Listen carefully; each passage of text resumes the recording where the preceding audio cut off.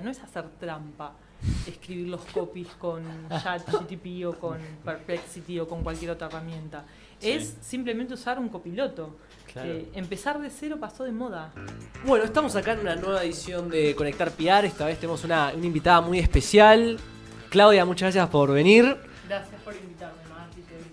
Ella es No, gracias por venir. Claudia Alderete, periodista, escritora, se puede decir, especialista en redes sociales, pero específicamente en transformación digital, ¿correcto? Exactamente. Muy bien. Esa fue como la especialización que elegí, o por lo menos como me gusta mencionarlo, ¿no? Ok, Porque definitivamente no soy una social media manager, bien. ni tampoco una community manager. Entonces creo que el concepto de transformación digital es mucho más abarcativo respecto a las múltiples cosas que yo puedo hacer para una compañía o para una organización en términos de comunicación y de marketing digital. Quizás en las grandes empresas esa diferencia está bien marcada. Cuando vamos, por ejemplo, muchas veces a otros rubros, a otras industrias o a otros planos de la sociedad, se mete todo en un combo y la community manager o el community manager es el que termina haciendo todo. ¿Por qué crees que pasa eso? Bueno, hay una cuestión importante que relativa a los costos, Ok. que tiene que ver con que la profesión de la comunicación digital hoy evolucionó a un lugar al cual los y las profesionales que se dedican a eso, desde el community management o desde el social media management, se les pide un montón de habilidades, o sea, que te puedan resolver un montón de cosas que históricamente se trabajaba más dividido. Vos tenías un diseñador o diseñadora, una persona de audiovisual. Hoy hay como una cosa bastante más comprimida por una cuestión de costos y porque también hay una realidad que es súper presente, que es como una de las temáticas de hoy, que es que la inteligencia artificial generativa te permite desarrollar habilidades en la elaboración de contenidos un poco más complejos, para los cuales antes necesitabas un montón de puesta, cámaras, etcétera, y hoy lo resolves de una manera más sencilla. Yo creo que tiene que ver con una cuestión económica. Sobre todo. Sí me parece que dejar en las manos de un community manager o una community manager cuya principal tarea en general es la implementación, ¿no? Poder postear, generar el contenido, etcétera, pero dejar también en las manos de esa persona la planificación estratégica, desde mi humilde punto de vista, muchas veces se queda corto, porque no todos los profesionales o todas las profesionales tienen las habilidades para plantear una estrategia y para que esa estrategia tenga un sentido de objetivo de negocio, que eso es lo que tiene que tener básicamente una estrategia de comunicación y de marketing digital. Tiene que acompañar un objetivo de negocio concreto, no es cosas tipo, qué lindo que hoy es viernes. Sí, creo contenido por crear. Claro, está lloviendo, te tomaste un cafecito, ¿no? Que eso fue un poco el comienzo, pero estamos hablando hace 15 15 años. 20 años atrás. Hoy está normalizado, lo veo como algo que no me imaginaría la vida sin eso. Los jóvenes empiezan un emprendimiento, lo primero que hacen es abrirse el Instagram. Los tíos le piden a sus sobrinos que les administren las redes sociales de su pyme. Las grandes empresas contratan agencias, te contratan a vos, contratan a lo que sea que puedan contratar, pero ¿esto fue siempre así? ¿Fue natural? ¿Qué pasó? ¿Cómo fue esa historia? Fue un proceso de remar Sí. en estanques Ok. de dulce de leche. O sea, yo empecé a trabajar en digital profesionalmente en 2006. Wow, hace mucho tiempo. Hace mucho tiempo ya. ¿Existía Facebook? Claro. De un año. Facebook era lo único básicamente que había. Y los blogs, en ese momento Blogspot de Google. Messenger, pero digamos, desde el punto de vista de negocio era como más difícil pensar algo para hacer ahí. Y creo que hubo una evolución que fue natural, a esa resistencia natural a la que me encontré durante tantos años cuando yo hablaba o me sentaba en una mesa a hablar sobre comunicación y marketing digital y la importancia, etcétera. Obviamente me miraban como un extraterrestre recién bajado de un plato volador.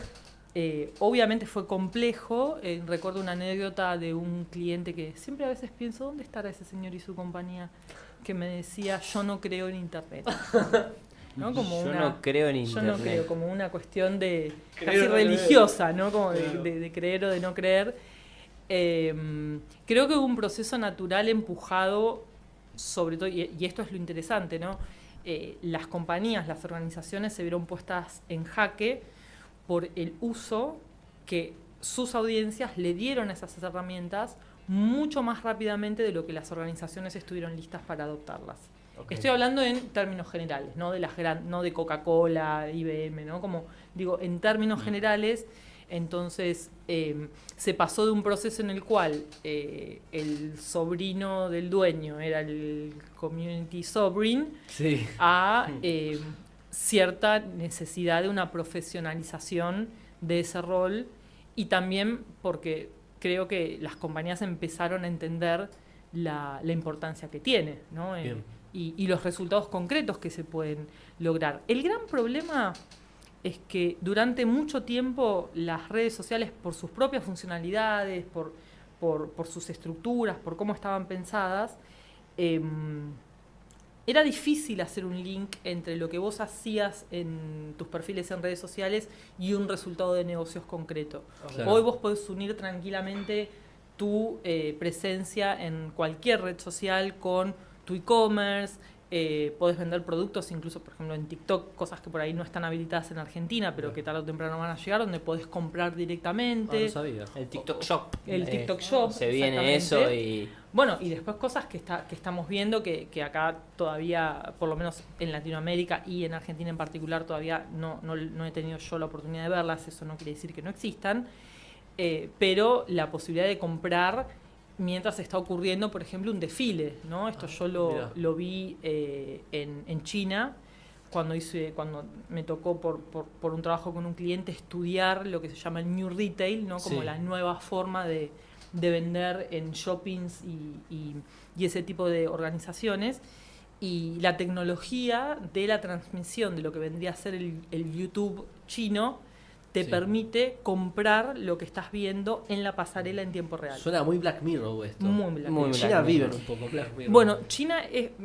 en China, en ese estudio, te estoy hablando unos cuantos años atrás, recuerdo el impacto que tuvo para mí el concepto de pagar con el celular, por ejemplo, que acá no existían. Estamos Claro. hablando Sí. Mercado Pago Ok. o con el rostro. Sí. Para mí era como Wow. como Y Sí, suena el algo- billete va a ir fu- desapareciendo dentro de poco. claro, es tal una cual, locura. vamos a un mundo cashless claramente. Siempre me río y digo, bueno, voy a usar la tarjeta de débito porque no sé cuánto tiempo más la voy a usar, este plástico. Sí. Pero creo que hubo un proceso natural que llevó a las compañías a necesitar profesionalizar, las que se lo tomaron en serio, estos procesos de comunicación en plataformas digitales, porque se dieron cuenta que tenían muchas ventajas y que no estar representa una oportunidad de comunicación y de marketing claramente perdidas. Ok.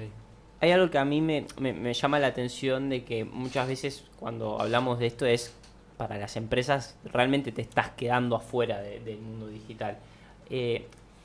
Recién mencionabas lo de TikTok.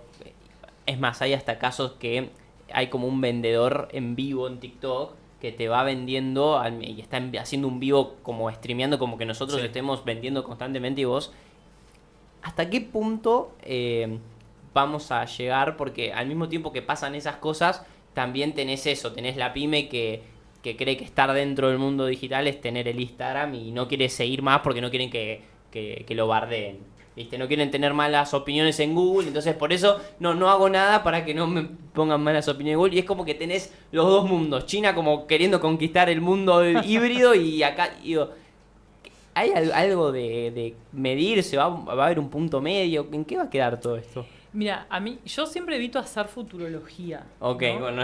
Lo que sí me parece lógico, y siempre es algo que le digo a los clientes, que le digo a los ejecutivos y a las ejecutivas con las que trabajo, todos los grandes cambios y las grandes implementaciones de lo que los medios sociales pueden hacer hoy en términos de venta, Ok. específicamente respondiendo a tu pregunta, es obvio que está ocurriendo en otros mercados que no son en principio Latinoamérica, o por lo menos no Argentina y nuestros países más cercanos. Tal vez hay algunos ensayos en Brasil, porque Brasil es un mundo aparte, en el cual las marcas como TikTok, Instagram, X, digamos, hacen una gran inversión para ese mercado. Creo que va a ocurrir lo que yo llamo el efecto de derrame, lo que empieza ya tan lejos, como te decía, hace unos cuantos años. La idea de pagar con el celular me parecía Black Mirror y hoy lo hago todo el tiempo. Creo que hay un derrame. También hay una barrera que es muy importante, que tiene que ver con los comportamientos de las personas a la hora de comprar. China tiene como un historial de una relación con la tecnología muy importante en los últimos tiempos. Sí. Creo que por ejemplo, en el caso del panorama latinoamericano y de Argentina en particular, creo que estamos un poco más atrás en la adopción de ese tipo de funcionalidades. Okay. Yo creo que en el momento en el que lleguen, claramente va a haber un segmento muy grande de la población, sobre todo la parte más joven de la población, que tranquilamente va a poder adoptar esas tecnologías, siempre y cuando el proceso sea sencillo.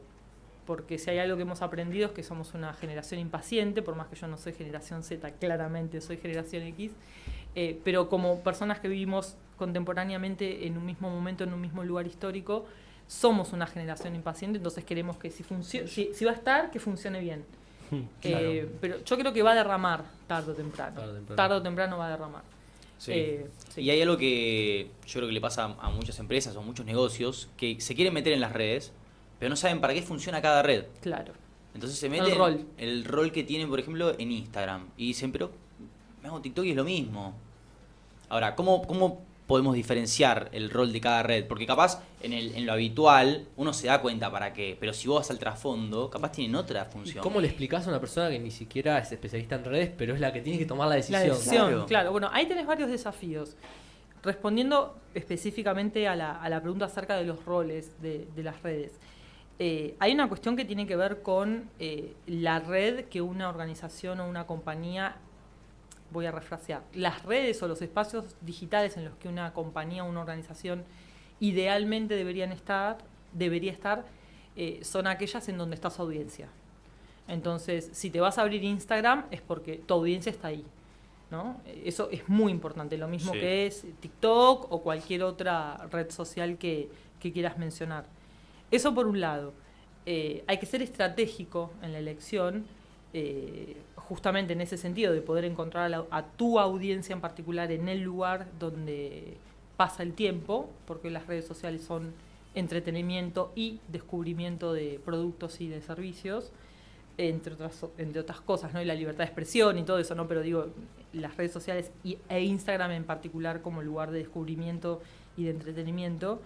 Entonces, es importante primero tomar la decisión acerca de dónde está tu audiencia y después poder desarrollar estratégicamente cómo querés presentar a tu compañía en cada uno de esos espacios. Para mí es como súper importante que cualquier compañía o cualquier organización tenga una presencia institucional en LinkedIn, por ejemplo. Me parece crucial. Cualquier organización que venda cualquier tipo de servicio, ya sea directamente a consumidor final o a compañías B2B. Eso, yo haría un combo. Yo soy como muy conservadora. Siempre digo, hay que ir de a pasos, no de 0 a 100, claro. Vos no podés abrir LinkedIn, Spotify, TikTok, bla, bla, bla, bla, todo al mismo tiempo y después no lo podés actualizar. Un botón y abriste todo. Claro, y abriste todo y después no sabes qué hacer con eso. Es preferible tener un set chiquito que vos puedas manejar, que vos puedas consistentemente alimentar con contenido, que puedas consistentemente contestar las preguntas, antes que tener presencia en 50 redes diferentes. Porque también, y además, sin lugar a dudas, la importancia de tener un sitio, ¿no? El sitio es el único lugar que es tuyo en Internet. En el resto de los medios digitales estás de invitado. Mañana cierra X. Y todo, fíjense lo que pasó con X en Brasil, que durante un tiempo estuvo cerrado. Todo lo que las marcas habían hecho en X corrió peligro, bueno, después... Capital monetario. incluso. monetario, Monetario. intelectual, Sí. de desarrollo, ¿no? de ideas, de creatividad, tiempo, Todo. recursos, todo eso que invertiste ahí, Es líquido. it's No es- gone. no es como, tuyo. Como el final de Los sospechosos de siempre. It's gone, It's gone. ¿no? Se fue. Tengo una duda con respecto a un tema que a medida que se fue profesionalizando, digo, las redes sociales se han convertido en redes sociales donde nosotros blogueábamos o charlábamos en grupos entre amigos a redes de contenido, donde hoy yo veo y consumo lo que quiero ser o lo que me interesa hacer, ya no, quizás no me entretiene, no veo tanto la vida de mi amigo, sino que el algoritmo ya me moldeó a otros lugares. Sí. ¿Qué tan importante acá es el rol de lo publicitario? Digo, de las campañas, La pauta. de la pauta. Porque en este último tiempo creo que una de las cosas claves es eso, es cómo armás los presupuestos y cómo administrás eso. Hay gente que pone por poner, otra que no. ¿Cómo vos desde tu lugar, desde tu trabajo, cómo ves ese tema? Es una excelente pregunta. Cuando yo tuve la enorme fortuna de trabajar para Twitter durante casi 3 años. Wow. Fue una digamos, de mis picos a nivel laboral. Tu pick. I peak at 35. Una de las cosas muy interesantes como conceptualmente que se puede traspolar a cualquier red social, el equipo de Twitter decía que tu contenido orgánico es como ir al gimnasio todas las semanas y tus campañas es como correr la maratón, ¿no? Okay. Entonces, hay una relación muy fuerte entre contenido orgánico y campañas. Claramente en una planificación, no te digo anual, pero por decirte de 3 meses, siempre sería ideal poder identificar algún momento en el cual una campaña tenga sentido. Las campañas pueden ser de muchas cosas. Vos podés tener una campaña específicamente, ahora viene el Cyber Monday, si no recuerdo Sí. mal, vos podrías tener una campaña específicamente por eso, porque hace sentido para el tipo de compañía que sos. Ujú. Pero si no, si sos una compañía que busca posicionamiento o awareness, porque sos una compañía nueva que necesita que la gente te conozca, necesitas tener campañas sostenidas en el tiempo. Por eso esta idea de que los medios sociales son gratis, ya fue, o sea, eso es de 2010. Hoy claramente, si vos querés trabajar de una manera profesional y sostenida en el tiempo, necesitas alocar algo de presupuesto a campañas, porque las campañas lo que hacen es amplificar la llegada de tu contenido a tu público objetivo. Siempre acordate que quien te sigue en una red social no necesariamente es quien te va a comprar. Yo sigo a Chanel, chicos, nunca me voy a comprar algo de Chanel. Eso está claro. Me gusta porque hace un contenido divino, porque me gusta ver, nada, cholulaje, mi parte vana, pero nunca voy a comprar algo Chanel. Bien. Entonces una campaña te permite moldear tu comunidad a través de la segmentación de posibles personas que sí vayan a comprar tu producto. Por eso es importante hacer esta alternancia, ¿no? y tenerlo Sí. contemplado. Es así. Totalmente. No, bueno, me voy un poco más a lo que es la historia de tu carrera, de tu profesión. Ok. A ver, esto que contaste el año 2006, empezaste a trabajar con redes, pero ni siquiera existían muchas de las redes que usamos hoy. Ajá. ¿Cómo fue eso? ¿Qué pasó ahí que terminaste trabajando en algo que no existía en ese momento? Es una buena pregunta. Y tengo una muy buena anécdota para A eso. Yo trabajé, estudié periodismo, estudié varias cosas, pero de lo que me recibí es de periodismo, es de periodista. Apenas terminé de trabajar, me recibí, empecé a trabajar en Clarín, trabajé casi 2 años y ahí dije, bueno, los medios masivos no son lo mío. Empecé a trabajar en una agencia de relaciones públicas en Burson Marsteller, que ya no existe, hoy renombrada Burson. Sí.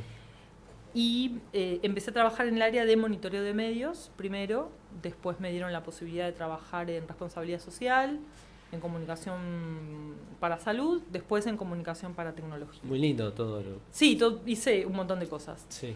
Y para 2003, cuando yo ya había salido de Clarín y cuando empiezo a trabajar en Burson, que es en 2003, descubro el mundo de los blogs, ¿no? Yo como periodista y como persona a la que le gusta escribir, tener un blog en esa época era tipo puedo decir lo que yo quiero, cuando yo quiero, nadie me filtra, Sí. titulo como se me canta. Eras Gossip Girl. Era claro, era como el Y sueño los de la blogs, piba. porque nosotros realmente estábamos, o sea, yo estaba naciendo en el 2002, no te quiero con esto herir más, no, por favor, pero no me... Contanos lo que era un blog. Claro, digo, ¿cómo era? ¿El blog, ponele, tenía posicionamiento orgánico o había... No tengo ni idea del blog, ¿cómo era el blog? Ahora ¿Competías con volvemos otros a la blogs? anécdota. ¿Cómo te hacías famoso por ser bloguero? Claro. Claro, en realidad es interesante, es como que vos te descubrían por relacionarte, por dejar comentarios en otros blogs. Ok. Básicamente con la forma de interacción que hoy le recomiendo a cualquier tipo de cliente, ¿no? O alguien que quiere construir su reputación en LinkedIn. Uno de los principios es interactuar con el contenido de otros para que te conozcan y para que vayan a ver qué es lo que haces. Podemos aplicar en el LinkedIn de identidades que nos pueden ir a seguir también. También. Vamos a hacer LinkedIn. Entonces, de esa manera, bueno, la gente te descubría. Ok. Obviamente algunos blogueros eran más famosos, pero ibas como buscando por temas, había directorios de blogs en ese momento. Yo descubro los blogs, empiezo un blog personal, me empiezo a meter, digamos, descubro Facebook, me empiezo a meter de forma, por interés personal siempre tuve una relación con la tecnología. Mi primera computadora la tuve a los 6 años. Mirá. Programaba a los 6 años en un Claro. lenguaje que se llama Logo. En una computadora muy rudimentaria que ni siquiera tenía memoria ROM. O sea, vos la enchufabas, no tenía monitor, la enchufabas a la tele. Entonces siempre tuve una relación con la tecnología, por eso me interesó el mundo de los blogs. Y yo trabajaba en Burson en ese momento en comunicación para tecnología. Y en Burson teníamos una cartelera donde hacíamos chistes internos. Algunos de esos chistes internos a veces tenían que ver con los clientes. Entonces un día miré, las relaciones públicas siempre te educan, te entrenan para pensar los peores escenarios siempre, ¿no? Sí. Entonces yo dije, bueno, esto un día va a venir un cliente, se va a ver en la cartelera y nos vamos a meter en un quilombo tremendo. Y dije, che, bueno, ¿por qué no hacemos un blog? ¿Por qué no hago un blog donde podamos hacer estas cosas pero de manera privada? Obviamente un blog privado. Al que era mi jefe en ese momento le gustó mucho la idea. Diego Segura, que ustedes escucharon hablar de él a través de mi querido amigo y colega Diego Campal. Tanto él como Marcos Álvarez, que era mi jefe y mentor dentro de Burson como director de la práctica de tecnología, les llevé la idea, les re gustó, armé el blog y el segundo paso fue enseñarle a mis compañeros y compañeras a usar un blog que no tenían idea, o sea, ni siquiera Claro. entendían que existía el formato. Y fue un gran ejercicio por varias cosas, porque siento que para muchas de esas personas con las cuales todavía hoy tengo contacto, ese fue su primer contacto con la idea de la tecnología para la comunicación. Escribíamos reviews de lugares para ir a comer, dejábamos consejos sobre herramientas. Casi la peli y la red social lo que me estás contando. Era una comunidad. era un espacio como nuestro donde hacíamos Claro. chistes y era como todo como Capaz como un grupo de WhatsApp. lo que hoy podría ser un grupo de WhatsApp, pero en ese momento era un blog. Y a partir de eso me proponen crear el departamento de comunicación digital en Buenos Aires, porque obviamente en Nueva York y en Brasil esos departamentos ya estaban desarrollados, y me proponen hacer lo mismo acá en Buenos Aires. Me capacitan, obviamente en ese tipo de compañías con estructuras tan grandes bajan, ¿no?, como conocimiento y comparten buenas prácticas. Y así empecé. ¿Y empezaste a trabajar en la comunicación digital de otras empresas en esa época? ¿De otras empresas en qué sentido? ¿De clientes, por Claro, ejemplo? claro. ¿Y Por qué ejemplo, hacían en esa época las empresas con las Lo redes? primero, mi primer trabajo Mail, era. en digital fue gestionar una crisis. Ah, mira. Eso fue lo primero que hice en digital. Gestioné una crisis para una marca de belleza de cosmética, que había salido una noticia que una crema había quemado el rostro de una mujer. Eso había escalado a la televisión y obviamente había un montón de comentarios en blogs, Sí. sobre todo, Una sobre señora este tema. crisis. bien de manual. Entonces, mi tarea fue ir blog por blog contestando: hola, soy Claudia Alderete del equipo de comunicación de, compañía. Te contamos que, declaración de la compañía, cualquier cosa que quieras conocer más, link a el statement o la declaración oficial de la compañía. ¿Qué hacíamos en ese momento? Por ejemplo, abrimos una cuenta de Twitter para el área de impresoras de HP, para la cual yo trabajaba en el área de comunicación. Hacíamos mucho trabajo de, que es algo que hoy todavía sigo haciendo, de lo que llamamos como un chequeo digital, que es un análisis de todas las propiedades que una compañía tiene online para decirles, bueno, ok, acá estás implementando buenas prácticas, acá no, esta plataforma no la sigas usando porque no tiene sentido. Muy didácticos tus chequeos digitales. No es lo mismo que hacer una estrategia, es simplemente ordenar lo que tienen. La estrategia es algo un poco más profundo. Cuando pensamos en una estrategia, ¿en qué? Porque ya a lo largo de la conversación entendimos que bueno, hay otras figuras, que hay una cuestión de verlo integral, que hay un público, que tenemos que entender qué canales son, que ha habido un recorrido histórico para lo que es hoy, pero digo, cuando pensamos en una estrategia, ¿qué herramientas, qué cuestiones? Me imagino que ahí entra mucho lo sociológico, la psicología, el público, digo, ¿a qué nos referimos cuando hablamos de hacer una estrategia? Es una muy buena pregunta.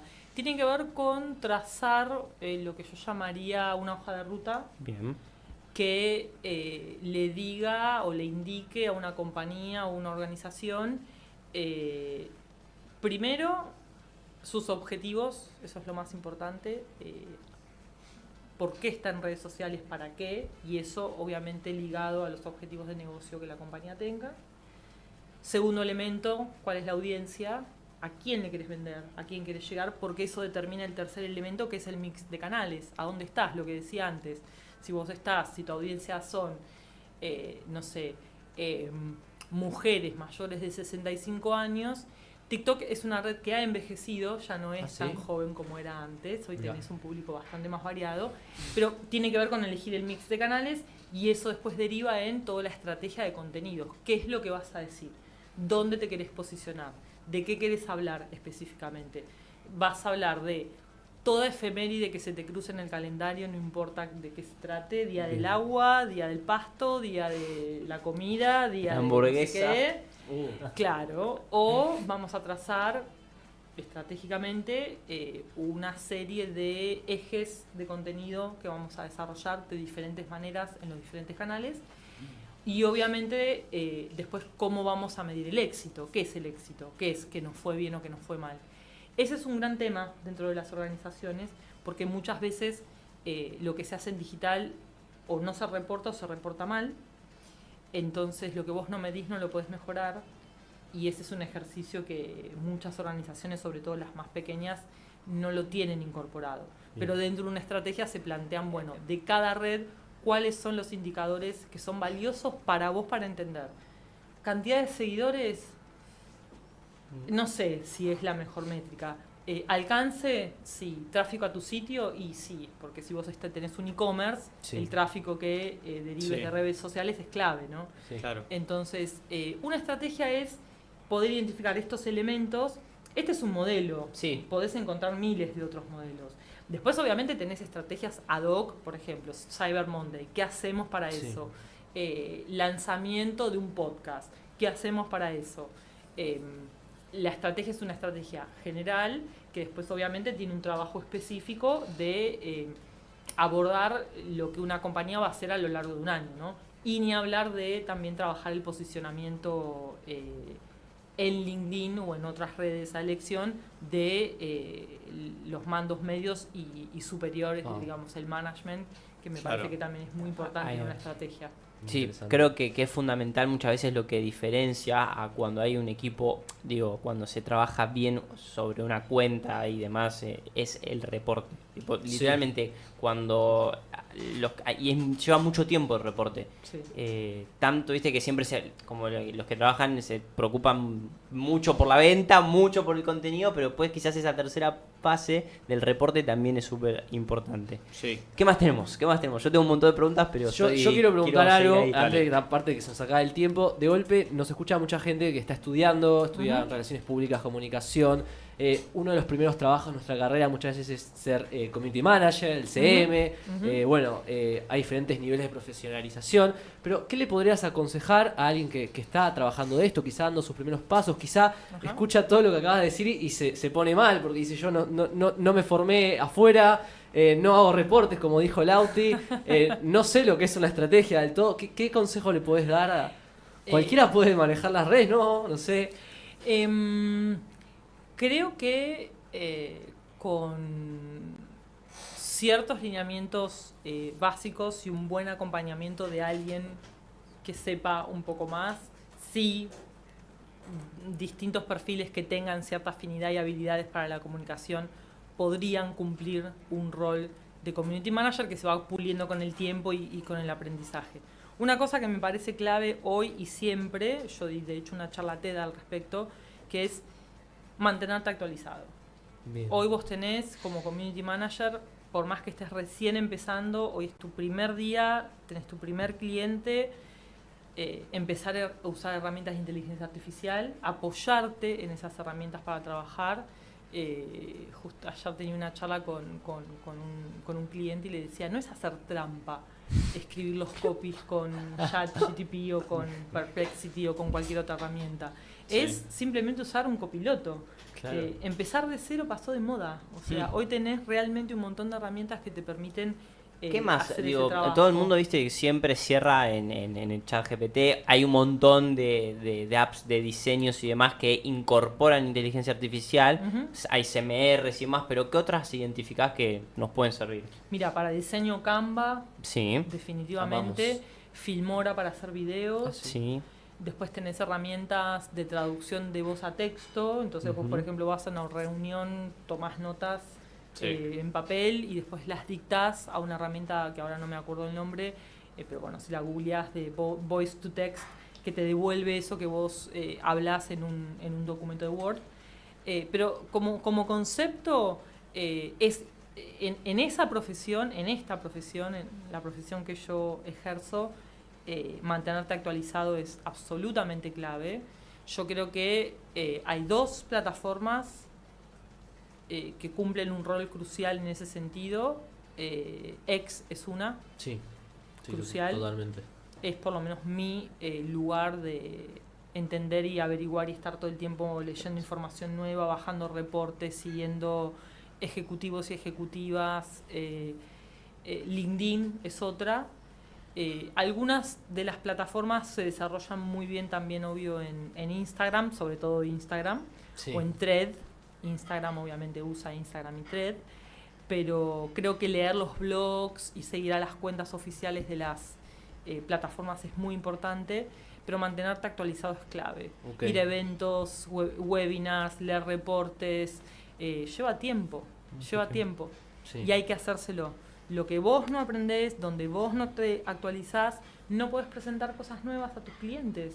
Entonces vos no podés pensar ni creativa ni estratégicamente sobre lo que no conoces. Entonces, si Instagram tiene una nueva función, no sé, por ejemplo, pasó de los carruseles de 10 fotos a 20. Bueno, ¿cuál es la Tremendo. oportunidad ahí Contar para tu una cliente? historia. Contar una historia, Hermoso. hacer un catálogo de productos, diferentes tipos de testimoniales. O sea, se me ocurren como un montón de cosas para hacer. Pero primero tenés que saber que hubo ese cambio. Claro. Y para saber que hubo ese cambio, tenés que leer. Tienes que estar informado. Y Impecable. los blogs obviamente también son otra posibilidad, porque los blogs no están muertos. No, No, obvio. muertos. Tenés muchos, y obviamente seguir gente del rubro, seguir Sí. especialistas, que los hay en español y en inglés. ¿Se te puede seguir a vos? ¿Dónde te seguimos? ¿Dónde te seguimos? Yo en casa de Herrero, cuchillo de palo. Obviamente tengo cuenta en LinkedIn, tengo cuenta en Twitter, mi Instagram es muy, muy, muy privado, es mi único lugar privado, tengo una cuenta de Facebook también pública. Comparto mucho contenido, sobre todo en X, es donde más activa soy, compartiendo cosas, reportes, esto que les contaba, ¿no? Novedades.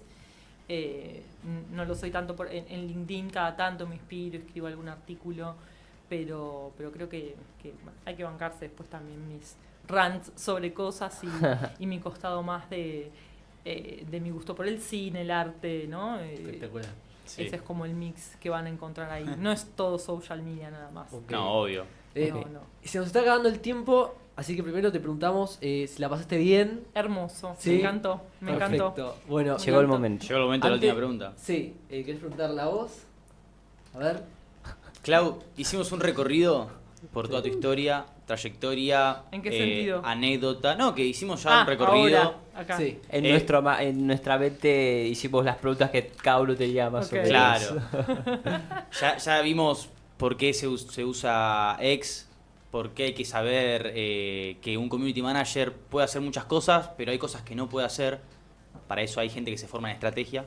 Exacto. Pero si te tenemos que preguntar a vos, Clau, ¿cuál es tu identidad?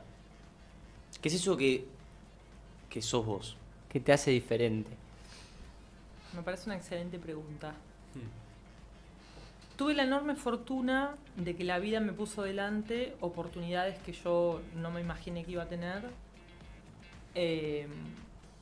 Creo que mi identidad está construida en base a haber ocupado posiciones en diferentes tipos de organizaciones, lo que yo digo como que me senté en diferentes sillas de la mesa de la comunicación. Trabajé en agencia de relaciones públicas, trabajé en agencia creativa a cargo del departamento de social media en Young & Rubicam, trabajé como la persona a cargo de la estrategia de social media a nivel global de una organización que produce contenido sobre management, y después trabajé en la parte más estratégica, primero para Twitter y después para Spotify, LinkedIn, Twitch, EA y otras marcas. Entonces creo que mi identidad está construida en base a mi multiplicidad de saberes y de poder abordar la comunicación desde todos esos saberes que fui acumulando a lo largo del tiempo, y yo creo que eso esa es mi identidad. Y otra parte de mi identidad es que me encanta la tecnología, soy muy crítica de la parte no tan positiva de la tecnología y creo que hay que seguirla de cerca. Es un arma de doble filo. Avanzó más rápido que nuestra capacidad cultural de absorber las consecuencias del uso. Así que yo creo que eso es lo que me define, la multiplicidad de visiones y mi amor por la tecnología con una visión crítica. Bueno, muchas gracias, Clau. Por favor, un placer. Muchas gracias a vos que te quedaste. Esto fue Identidades. Eso fue Conectar PR. Suscríbete. Bueno, y seguinos en Instagram como Identidades-el podcast o en YouTube como Identidades el podcast, que nos sirve un montonazo.